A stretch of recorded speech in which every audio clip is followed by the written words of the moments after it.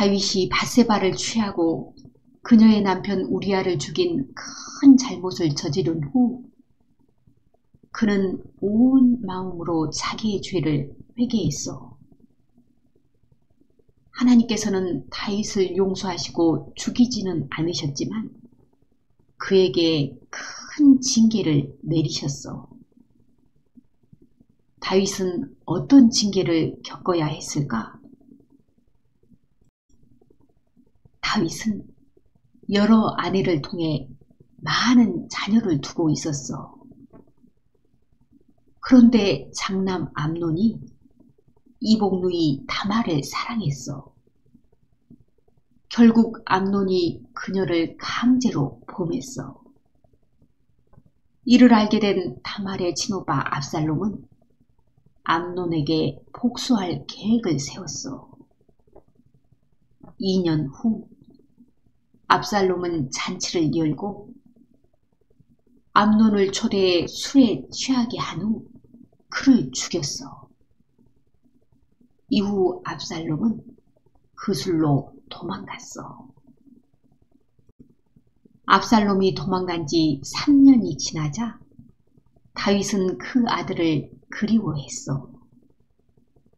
이를 안 요압은 다윗을 설득해 압살롬을 예루살렘으로 돌아오게 했어. 하지만 다윗은 압살롬을 만나지 않고 2년 동안 그를 외면했어. 참다 못한 압살롬은 요압을 찾아가 불만을 토로하고 요압의 중재로 아버지 다윗과 화해하게 됐어. 이후에 압살롬은 자기를 위해 병거와 말들을 준비하고 호위병 50명을 세웠어. 압살롬은 백성의 마음을 얻기 위해 성문 앞에서 사람들을 맞이하며 자기가 왕이라면 더 공정한 판결을 내릴 거라고 주장했어. 4년 후 압살롬은 헤브론에서 반란을 일으켰어. 압살롬의 반란 소식을 들은 다윗이 그의 신복들과 함께 예루살렘을 떠나 도망갔어. 백성도 다윗을 따르며 슬퍼했어. 다윗은 자신을 따르려는 제사장 사독과 아비아달을 예루살렘에 있게 하고 친구 후세도 압살롬에게 보내 그를 속이도록 했어. 다윗이 도망하는 동안 사울 집안 출신인 시므이는 다윗을 저주하며 돌을 던졌어. 이에 신하인 아비새가 시므이를 죽이려 하지만 다윗은 이를 막으며 말했어. 저가 저주하는 것은 하나님께서 저에게 다윗을 저주하라 하신 것이니 내가 어찌 그리하였느냐 할 자가 누구겠느냐. 한편 압살롬은 예루살렘에서 아버지의 후궁들과 관계를 맺으며 왕권을 과시했어.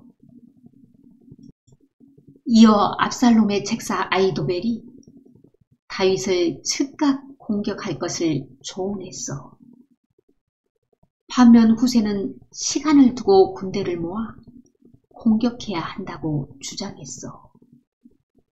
이는 후세가 다윗에게 도망칠 시간을 주려고 압살롬에게 불리한 계략을 준 거야.